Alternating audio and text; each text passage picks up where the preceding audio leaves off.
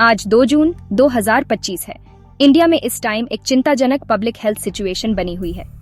कोविड-19 के केसेस काफी अचानक से पूरे देश में एक बार फिर से बढ़ रहे हैं। एक्टिव इन्फेक्शंस का नंबर बहुत कम टाइम में काफी ज्यादा बढ़ गया है। करंटली पूरे देश में 3,961 एक्टिव केसेस रजिस्टर्ड हैं। यह पिछले फिगर्स के मुकाबले काफी तेजी से बढ़ा है। एग्जाम्पल के लिए पिछले महीने ही 22 मई को सिर्फ 257 एक्टिव केसेस रिपोर्ट हुए थे। इसका मतलब है कि केस नंबर्स लगभग 15 गुना बढ़ गए हैं। और तो और पिछले 24 आवर्स में ही हेल्थ ऑफिशियल्स ने 566 नए इन्फेक्शंस कंफर्म किए हैं, जिससे पता चलता है कि इस पर तुरंत ध्यान देने की जरूरत है। ये जो इतनी तेजी से बदलाव आया है वो कई लोगों के लिए अलार्मिंग है। काफी महीनों तक इंडिया में कोविड-19 की सिचुएशन काफी हद तक स्टेबल लग रही थी। लोग धीरे धीरे और सावधानी से अपनी प्री पैंडेमिक रूटीन्स और डेली लाइव्स में लौट रहे थे। वायरस की पिछली वेव्स की मुश्किल यादें धीरे धीरे धुंधली पड़ने लगी थीं। केसेस में ये अनएक्सपेक्टेड उछाल अब हम सबके लिए एक बड़ा रिमाइंडर है। इससे साफ पता चलता है कि वायरस अनफॉर्चुनेटली हमारी कम्युनिटीज से पूरी तरह खत्म नहीं हुआ है। हमें इस नई और बदलती सच्चाई को मानना होगा। इसलिए पूरे देश में पब्लिक हेल्थ सिस्टम्स एक बार फिर से हाई अलर्ट पर हैं। ये जो केसेस फिर से बढ़े हैं, खासकर इतनी तेजी से, इसकी उम्मीद ज्यादातर लोगों को नहीं थी। इंडिया के कई स्टेट्स इस समय इन्फेक्शंस की इस नई वेव का सबसे ज्यादा असर झेल रहे हैं। साउथ में केरला इस वक्त सबसे ज्यादा अफेक्टेड रीजन है। स्टेट में 1435 एक्टिव कोविड-19 केसेस रिपोर्ट हुए हैं। वेस्ट में महाराष्ट्र में भी काफी एक्टिव इन्फेक्शंस देखने को मिल रहे हैं। महाराष्ट्र में करंटली 506 एक्टिव केसेस रिपोर्टेड हैं। देश की राजधानी दिल्ली भी इन चिंताजनक आंकड़ों में ज्यादा पीछे नहीं है। दिल्ली में अभी 483 एक्टिव इन्फेक्शंस हैं। गुजरात, एक और वेस्टर्न स्टेट, भी हाईली अफेक्टेड एरियाज की लिस्ट में है। वहाँ 338 एक्टिव केसेस रजिस्टर हुए हैं। ईस्ट में वेस्ट बंगाल में भी केसेस में अच्छा खासा उछाल देखा जा रहा है, जहाँ 331 एक्टिव केसेस हैं। ये स्टेट्स अब इस करंट आउटब्रेक के मेन एपिसेंटर्स हैं। अफसोस की बात है कि कोविड-19 केसेस में इस बढ़ोतरी से फेटालिटीज में भी इजाफा हुआ है। साल 2025 में अब तक इंडिया में कोविड-19 से कुल 32 डेथ्स रिकॉर्ड की गई है। पिछले 24 आवर्स में ही अनफॉर्चुनेटली 4 नई डेथ्स रिपोर्ट हुई हैं। ये हाल की मौतें दिल्ली, केरला, महाराष्ट्र और तमिलनाडु में हुई हैं।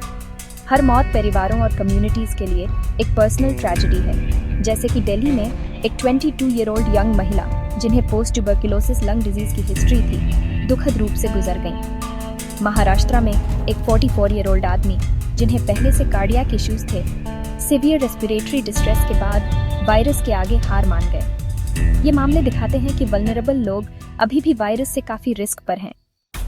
पूरे इंडिया में हेल्थ एक्सपर्ट्स पूरी मेहनत से इन्फेक्शंस में इस अचानक बढ़ोतरी के पीछे के कारणों को समझने में लगे हुए हैं। एक मेन कारण नए वायरस वेरिएंट्स का सामने आना लग रहा है। ये SARS-CoV-2 के ओमिक्रॉन स्ट्रेन के कुछ खास सब वेरिएंट्स हैं, जो कुछ समय से दुनिया भर में डोमिनेंट रहा है।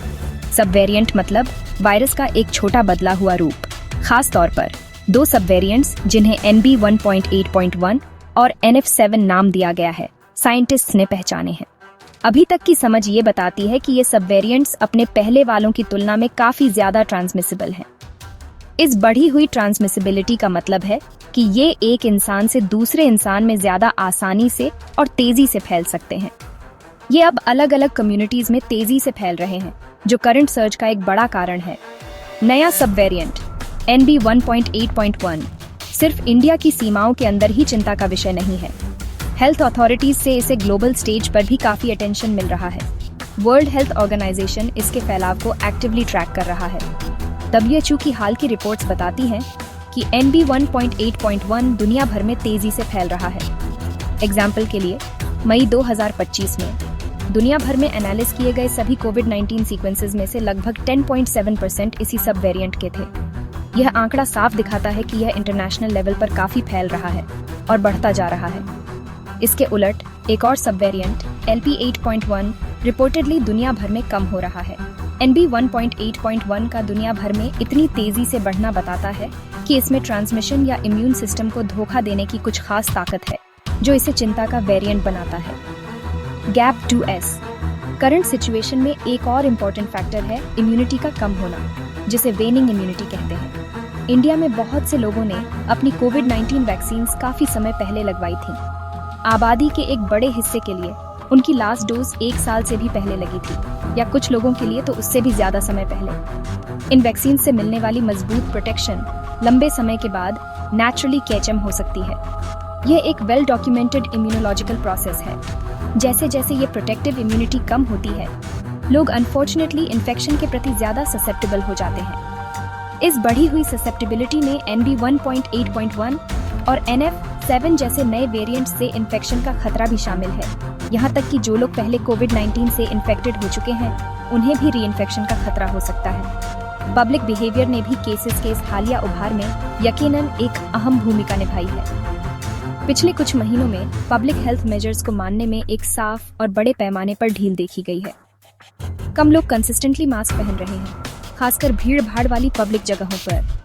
सोशल डिस्टेंसिंग गाइडलाइंस जो कभी सख्ती से फॉलो की जाती थीं, अब अक्सर उतनी मेहनत से नहीं निभाई जा रही। सोशल और रिलीजियस दोनों तरह की बड़ी गैदरिंग्स अब ज्यादा आम हो गई हैं, अक्सर बिना किसी प्रिकॉशनरी मेजर्स के। ये ज्यादा रिलैक्स्ड अप्रोच जो लंबे रिस्ट्रिक्शंस के बाद समझ में आता है, वायरस को तेजी से फैलने के ज्यादा मौके देता है। यह बात तब और भी सच हो जाती है जब नए ज्यादा ट्रांसमिसिबल वेरिएंट्स एक्टिवली फैल रहे हों। गवर्नमेंट, सेंट्रल और स्टेट दोनों लेवल्स पर कोविड-19 केसेस में इस नई बढ़ोतरी को बहुत सीरियसली ले रही है। पूरे देश में अथॉरिटीज अब हाई अलर्ट पर हैं। वो डेली बेसिस पर बदलती सिचुएशन को करीब से मॉनिटर कर रहे हैं। इनकमिंग डेटा को बारीकी से असेस करने के लिए रेगुलर हाई लेवल मीटिंग्स बुलाई जा रही हैं। इस कॉम्प्रिहेंसिव डेटा में नए केस नंबर्स, हॉस्पिटलाइजेशन रेट्स और नए वेरिएंट्स के जियोग्राफिकल फैलाव को ट्रैक करना शामिल है। इस इंटेंसिव मॉनिटरिंग का मेन एम किसी भी बढ़ोतरी पर तेज और इफेक्टिव रिस्पॉन्स देना है। उभरते ट्रेंड्स का early detection public health planning के लिए बहुत जरूरी है। इससे टाइमली और टारगेटेड इंटरवेंशंस को प्लान करने और इफेक्टिवली लागू करने में मदद मिलती है। नेशनल रिस्पॉन्स स्ट्रेटजी का एक की कंपोनेंट यह पक्का करना है कि हॉस्पिटल्स पूरी तरह से प्रिपेयर्ड हों। पूरे इंडिया में हेल्थ केयर फैसिलिटीज को क्लियर और फर्म इंस्ट्रक्शंस जारी किए गए हैं। हॉस्पिटल्स को अर्जेंटली अपने एसेंशियल मेडिकल सप्लाईज के स्टॉक्स को रिव्यू और कंफर्म करने के लिए कहा गया है। इसमें खास तौर पर मेडिकल ऑक्सीजन शामिल है, जो पैंडेमिक की पिछली ज्यादा सीवियर वेव्स के दौरान एक क्रिटिकल रिसोर्स साबित हुआ था। उन्हें उन पेशेंट्स के लिए फंक्शनल वेंटिलेटर्स की रेडी अवेलेबिलिटी भी सुनिश्चित करनी होगी, जिन्हें इंटेंसिव केयर की जरूरत पड़ सकती है। इसके अलावा कोविड-19 पेशेंट्स के इलाज के लिए एसेंशियल मेडिसिन का स्टॉक भी रेडिली अवेलेबल और सफिशिएंट होना चाहिए। मेन गोल यह है कि अगर हॉस्पिटल एडमिशंस बढ़ते हैं तो इन वाइटल रिसोर्सेज की कोई कमी ना हो। चलिए दिल्ली को इस बढ़ोतरी से निपटने के लोकल एफर्ट्स के एक स्पेसिफिक एग्जाम्पल के तौर पर देखते हैं। दिल्ली की chief minister miss Rekha Gupta ने सीधे पब्लिक को एड्रेस किया है। उन्होंने भरोसा दिलाया है कि शहर का एडमिनिस्ट्रेशन करंट चैलेंज के लिए तैयार है।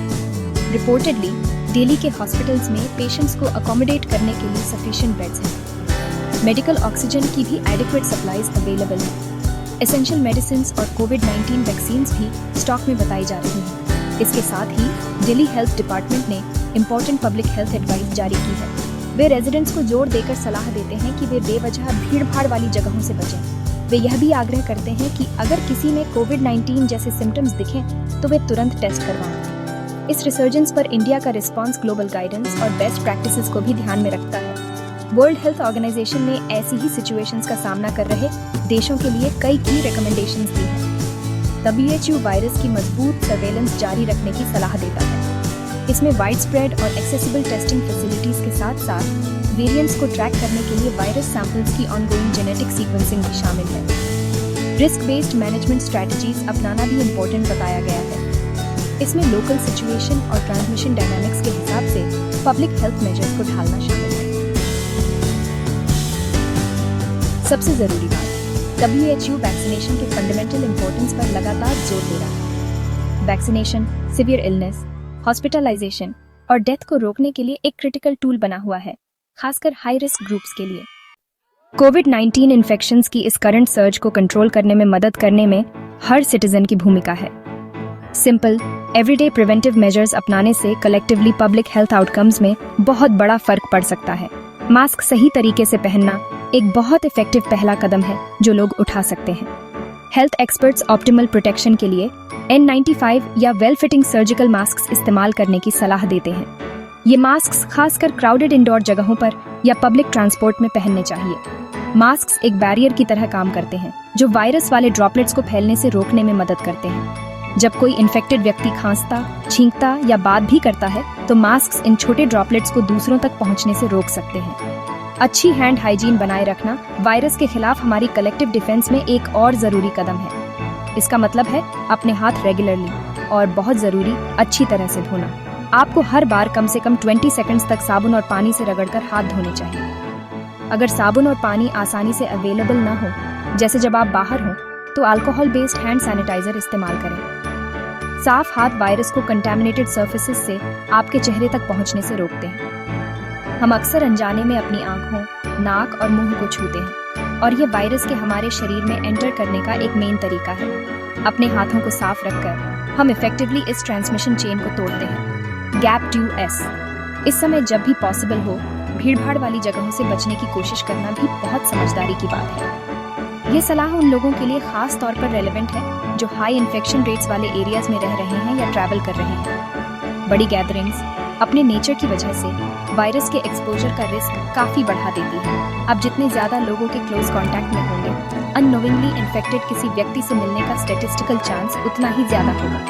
अगर आपको किसी क्राउडेड सेटिंग में रहना ही पड़े तो अपने आसपास के लोगों से कुछ फिजिकल डिस्टेंस बनाए रखने की पूरी कोशिश करें। मीटिंग्स या सोशलाइजिंग के लिए आउटडोर वेन्यूज चुनने पर विचार करें, क्योंकि बाहर वेंटिलेशन आमतौर पर बहुत बेहतर होता है। आखिर में हेल्थ अथॉरिटीज कोविड-19 वैक्सीन की बूस्टर डोज लेने पर भी जोर दे रहे हैं। यह हमारी पॉपुलेशन में कुछ वल्नरेबल ग्रुप्स के लिए खास तौर पर इम्पोर्टेंट है। बुजुर्ग और जिन लोगों को पहले से हेल्थ कंडीशंस हैं, जिन्हें अक्सर कोमोर्बिडिटीज कहा जाता है, उन्हें बूस्टर शॉट लेने को प्रायोरिटी देनी चाहिए। ये एडिशनल डोसेज वायरस के प्रति आपके इम्यून रिस्पॉन्स को काफी हद तक बढ़ा सकती हैं। अगर आप इन्फेक्टेड हो भी जाते हैं तो ये आपके शरीर की प्रोटेक्शन को सीवियर इलनेस से बचाने में मदद करती है। हालांकि ज्यादातर करंट कोविड-19 केसेस माइल्ड बताए जा रहे हैं, फिर भी हम सबको केयरफुल और विजिलेंट रहना चाहिए। तुरंत पैनिक करने की कोई ज़रूरत नहीं है, लेकिन ये सेंसिबल प्रिकॉशंस लेने से हम इस नए फेज को एक साथ सेफली और रिस्पॉन्सिबली पार कर पाएंगे।